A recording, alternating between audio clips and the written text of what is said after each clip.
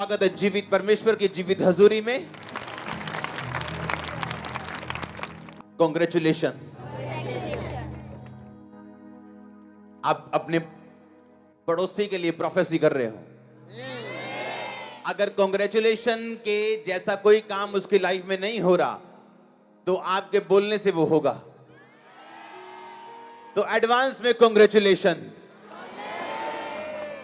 बैठ जाओ अपने शरीर में और एक बार जोर से बैठकर परमेश्वर की आत्मा के लिए तारीफ कर दो। जोर से ऑनलाइन तारीफ करो मेरे साथ मिलके। हालेलुया। उठाओ अपने हाथों को।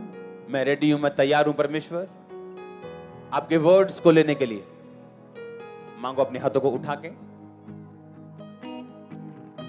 गैर भाषा में 2 मिनट के लिए प्रार्थना में जाऊं।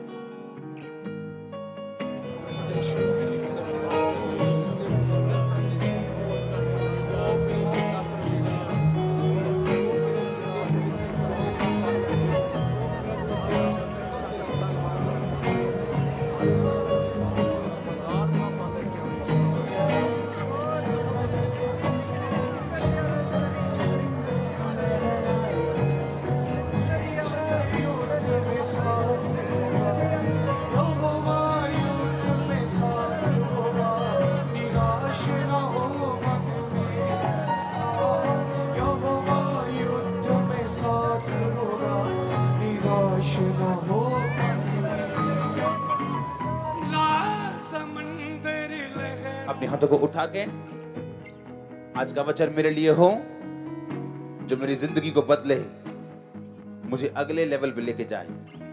मांगो अपने हाथों को उठा के।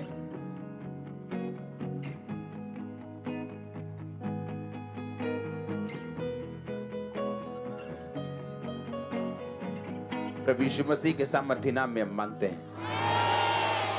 नीति वचन 14 उसकी एक आयत को मैं पढ़ूंगा। मेरी प्रेयर है आज का वर्ड आपको नई रेवलेशन दे और आपको समझ दे, आप अपने घरानों को चला सकें।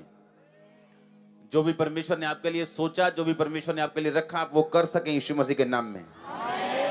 इसमें लिखा, हर बुद्धिमान स्त्री अपने घर को बनाती और हर मूढ़ स्त्री उसको अपने हाथों से ढा देती। फिर से मैं पढ़ता हूं, हर बुद्धिमान स्त्री अपने घर को बनाती और हर मूढ़ स्त्री अपने हाथों से उसे ढा देती। इसकी 4 आयत को मैं पढ़ूंगा, उसको एक्सप्लेन मैं बाद में करूंगा। जहां बैल नहीं वहां गौशाला स्वच्छ तो रहती है, परंतु बैल के बल से अनाज की बढ़ती होती। फिर 8 आयत को मैं पढ़ूंगा, चतुर की बुद्धि अपनी चाल का जानना है, परंतु मूर्खों की मूढ़ता छल करना है। इसी नीति वचन 1 बाब उसकी 1 आयत को मैं पढ़ूंगा। दाऊद के पुत्र इज़राइल के राजा सुलेमान के नीति वचन, इनके द्वारा पढ़ने वाला बुद्धि और शिक्षा प्राप्त करे और समझ की बातें समझे, काम करने में प्रवीणता, धर्म, न्याय और निष्पक्षता की शिक्षा पाए। भोलों को चतुराई, जवान को ज्ञान और विवेक मिले। बुद्धिमान सुनकर अपनी विद्या बढ़ाए, समझदार बुद्धि का उपदेश पाए, जिससे वो नीति वचन और दृष्टांत को और बुद्धिमानों के वचन और उनके रहस्यों को समझ सके। इसमें लिखा कि अगर आप नीति वचन को पढ़ते हैं, अगर आप प्रोवर्ब्स को पढ़ते हैं, तो उसमें लिखा कि तुम बुद्धि और शिक्षा को प्राप्त करोगे जब तुम नीति वचन पढ़ोगे। नीति वचन बाइबल की पुस्तक है, भजन संहिता से आगे आती है। इसमें लिखा कि अगर तुम इसको पढ़ो तो तुम बुद्धि प्राप्त करोगे और शिक्षा प्राप्त करोगे। काम करने में प्रवीणता, धर्म, न्याय और निष्पक्षता की शिक्षा पाओगे जब तुम नीति वचन को पढ़ोगे। आज बड़े ध्यान से समझना मेरी बात को। लिखा, इनके द्वारा पढ़ने वाला बुद्धि और शिक्षा प्राप्त करे। आपको लगता है बुद्धि मेरे को क्या जरूरत है, मैं तो अपने छोटे मोटे काम में करता हूं, मुझे बुद्धि नहीं चाहिए।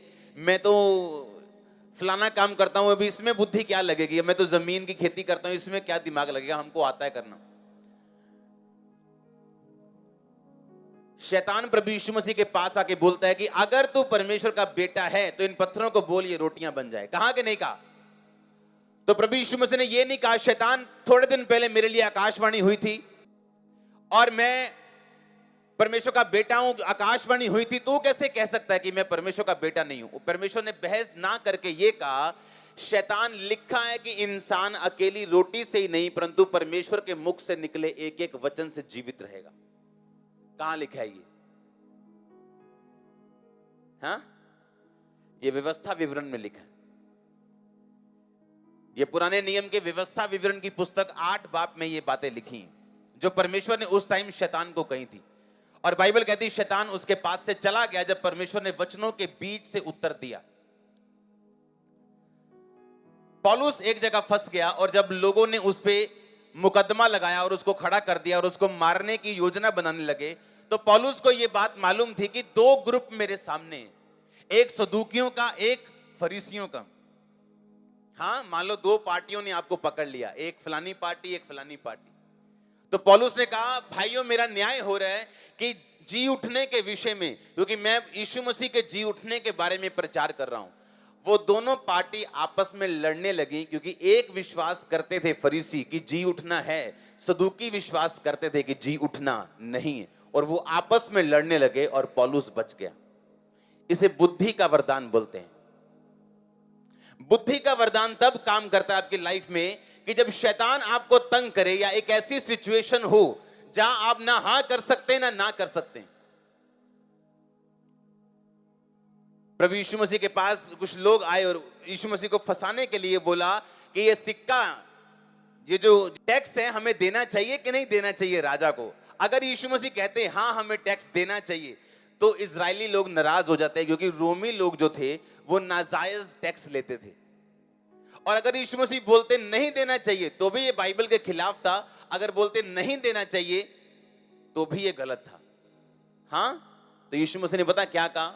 सिक्का मुझे दो। ये सिक्के पे मोहर किसकी है? कहते कैसर की। कहते जो कैसर का है वो, और जो परमेश्वर का है वो। कुछ ऐसी सिचुएशन है आपकी लाइफ में, अगर आप हां करोगे तो भी मरोगे, अगर ना करोगे तो भी मरोगे।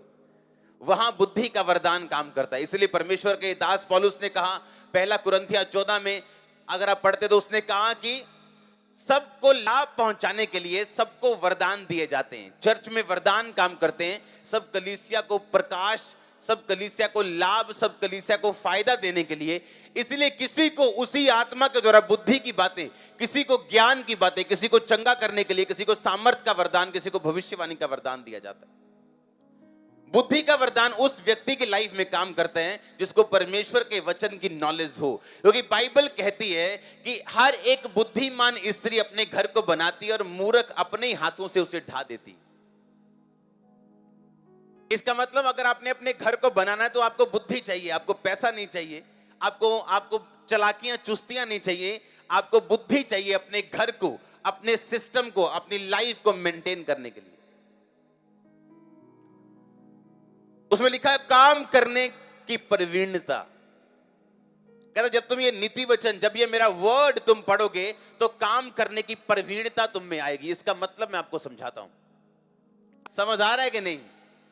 बुद्धि के वरदान के कारण पौलुस बचाया गया, बुद्धि के वरदान के कारण प्रभु यीशु मसीह शैतान से फतह पाई, बुद्धि के वरदान के कारण ही वो लोगों के बीच में फंसते नहीं थे। कितने मेरी बातों को समझ रहे हैं? इसमें लिखा कि अगर तुम वचन पे चलो, अगर तुम वचन अपने अंदर अपनाओ तो काम करने की प्रवीणता तुम में आएगी। याकूब के अंदर यह प्रवीणता थी, क्योंकि याकूब के मामा लाबान ने जब उसे भेड़ और बकरियां दी थी, लिखा वो गिनती में बढ़ गई थी, और वो इतनी बढ़ गई थी कि याकूब एक धनाढ्य, एक अमीर इंसान बन गया था। और जब याकूब बड़ा हुआ, उसके बच्चे पैदा हुए, और जब वो यूसुफ से ज्यादा प्यार करता था और बाकियों से कम प्यार करता था, रीजन क्या था? याकूब एक बात जानता था कि भेड़ और बकरियां, अगर मेरे पास 500 बकरियां हैं और 1000 भेड़ें हैं तो 3 महीने में वो कितनी हो जाएंगी उसको मालूम था। इनकी एवरेज ग्रोथ कितनी है, कि 10% साल में बढ़ेंगी या 50% साल में बढ़ेंगी, 1 महीने की 5% मुझे इनकम होगी, उसको सब मालूम था।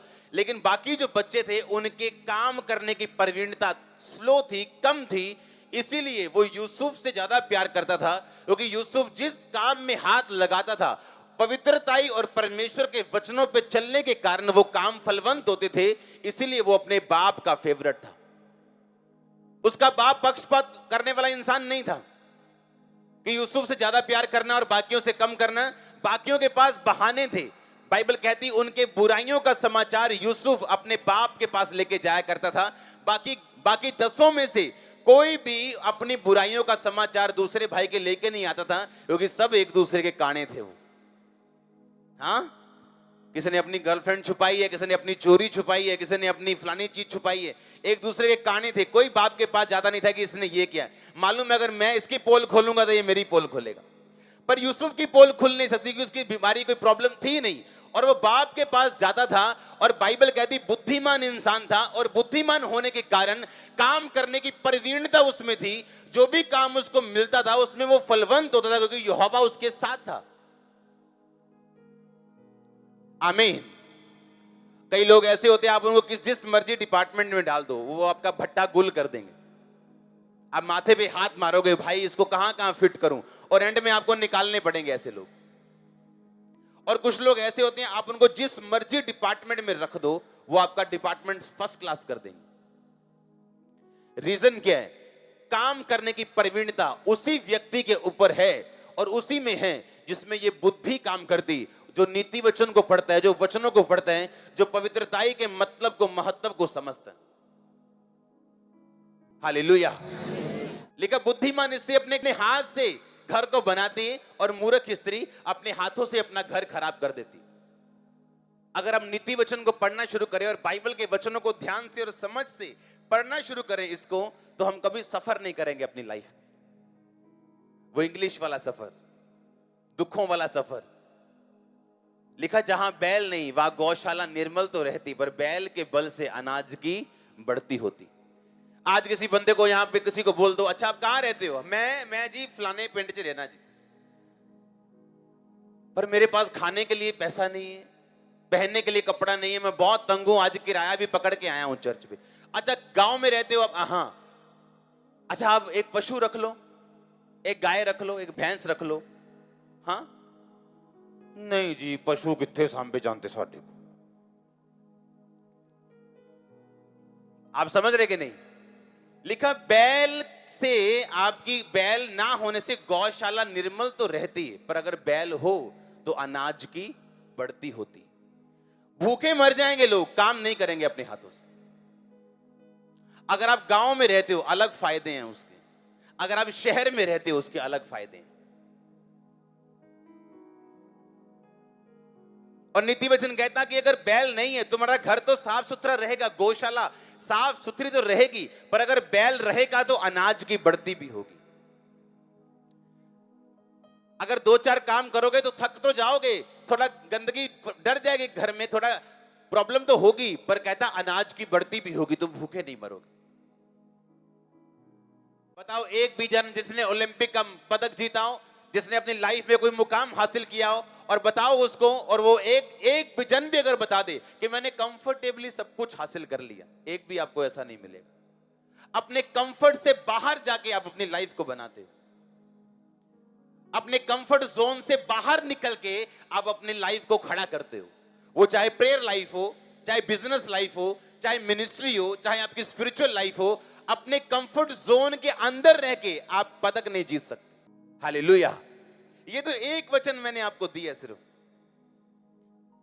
कहता धर्म, न्याय और निष्पक्षता की वो शिक्षा पाए, धर्म की वो शिक्षा पाए। चलना कैसे है परमेश्वर में, धर्म क्या कहता है, वचन क्या कहता है, परमेश्वर के आत्मा मुझे क्या कहती है, किस तरह से मैंने रहना है अपनी लाइफ में। जब कोई मुझे नहीं भी देख रहा तो कैसे मैंने अपनी लाइफ को परमेश्वर में पवित्रताई में लेके चलना। न्याय की वो शिक्षा पाए, गलत को गलत और सही को सही कहें, निष्पक्षता की शिक्षा पाए। ये सब नीति वचन में लिखा है। आप पढ़ते हो नीति वचन के? नहीं, कईयों के पास तो पूरी बाइबल नहीं है, नया नियम पढ़ते हो।